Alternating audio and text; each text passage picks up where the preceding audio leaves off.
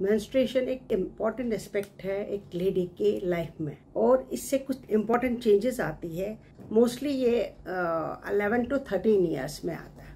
अगर 16 ईयर्स तक नहीं आए तो हमको ज़रूरी कुछ इन्वेस्टिगेशंस करनी चाहिए। अभी भी मेंस्ट्रुएशन एक टैबू माना जाता है फीमेल्स में। हाइजीन रिलेटेड प्रैक्टिसेस बहुत ज़रूरी है, एक लड़की को मेंटेन करना होता है ड्यूरिंग मेंस्ट्रुएशन पीरियड। आजकल अच्छा लगता है जबकि मैं देखती हूँ माओं के साथ फादर भी आते हैं। Father is also concerned about लड़की की मेंस्ट्रुएशन के बारे में। मेंस्ट्रुएशन एक फिनोमिनन है जो कि सिर्फ लेडीज़ में के लिए यूनिक है।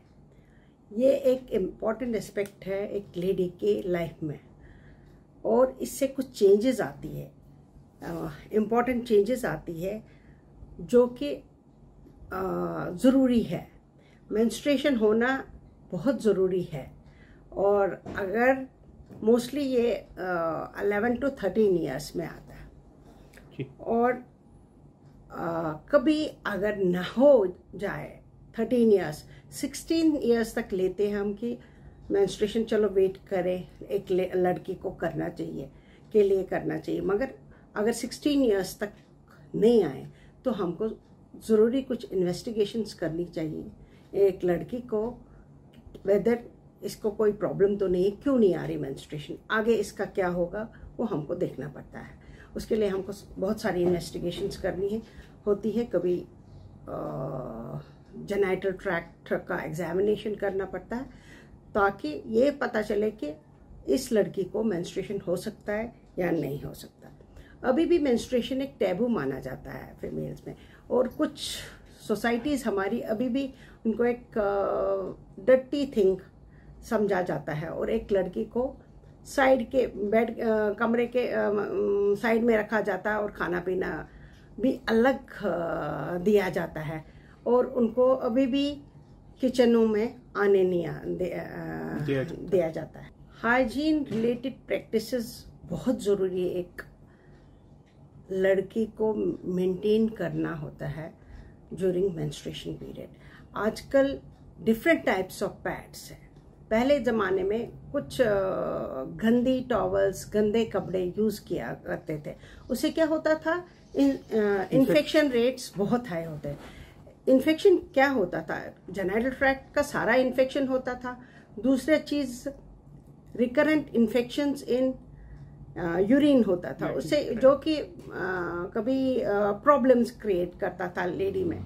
Now with the change of the time the pads, splice pads, different types of things have been used for collecting for this menstruation. Even menstrual cups अब यूज कर सकती है एक लेडी ड्यूरिंग मेंस्ट्रुएशन, ताकि उसका सारा system साफ रहे।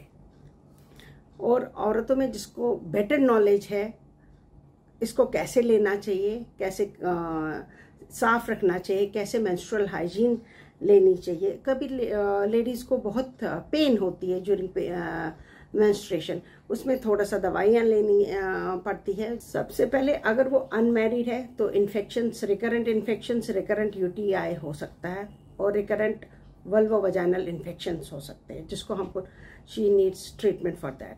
अगर एक मैरिड लेडी में मेंस्ट्रुएशन हाइजीन नहीं मेंटेन की हो तो क्या हो सकता है, उसको रिप्रोडक्टिव ट्रैक्ट इन्फेक्शंस होते हैं, इनफर्टिलिटी होती, बच्चा न होने के कारण इससे बच्चा भी नहीं हो सकता है, और उसके बाद ट्यूब में जब इन्फेक्शन पहुंच सकती है। एडोलेसेंट गर्ल्स में ये कहना चाहती हूँ कि एक तो उनको देखना चाहिए कि ये चीज़ एक इम्पॉर्टेंट एस्पेक्ट ऑफ लाइफ है। मदर से डिस्कस करना चाहिए, अगर वो शर्माते हैं, इवन इन पेरेंट्स दोनों, फादर के साथ भी। आजकल अच्छा लगता है जबकि मैं देखती हूँ माओं के साथ फादर भी आते हैं, मदर्स भी आती है। Father is also concerned about लड़की की मेंस्ट्रुएशन के बारे में। और मैंने एडोलेसेंट गर्ल्स में अब बिकॉज ये चीज़ें they are taken care of by the parents, तो वो अच्छापन महसूस होता है, क्योंकि आजकल लड़कियों को ये इस दर्जे का प्रोटेक्शन मिलता है फ्रॉम पेरेंट्स। इवन जब एडोलेसेंट में आजकल हम 10% गर्ल्स में पीसीओडी वेरी कॉमन है।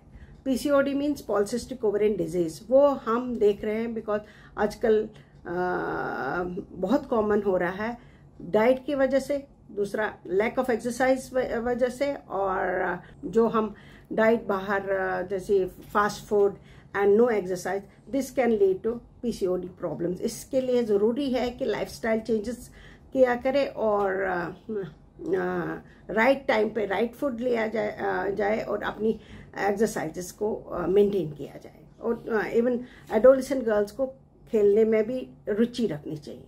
Educate proteins, carbohydrates, even fats लेने चाहिए। डाइट में अबाउट 40 to 50% ऑफ कार्बोहाइड्रेट्स होना चाहिए, वो भी हाई फाइबर रिच डाइट होना चाहिए। सेकेंडली जो प्रोटीन्स हम ले लें वो अबाउट 40% होता है और बाकी फैटी एसिड्स, फैट्स लेने चाहिए। इसकी मात्रा हम एकदम ठीक होनी चाहिए। और 3 time of snacks, that is morning, afternoon और इवनिंग, बहुत ज़रूरी है। इसमें हमको प्रोटीन्स भी इंक्लूड करने चाहिए, फ्रूट्स भी करने चाहिए, और फ्रेश फ्रूट्स और दालें एक्स्ट्रा, वो प्रोटीन जिससे हमारा B12 की मात्रा मेंटेन हो जाए इन बॉडी। और तीसरी थोड़े से स्नैक्स भी बीच बीच में लेने चाहिए ताकि हमारा सब कुछ सिस्टम ठीक रहे।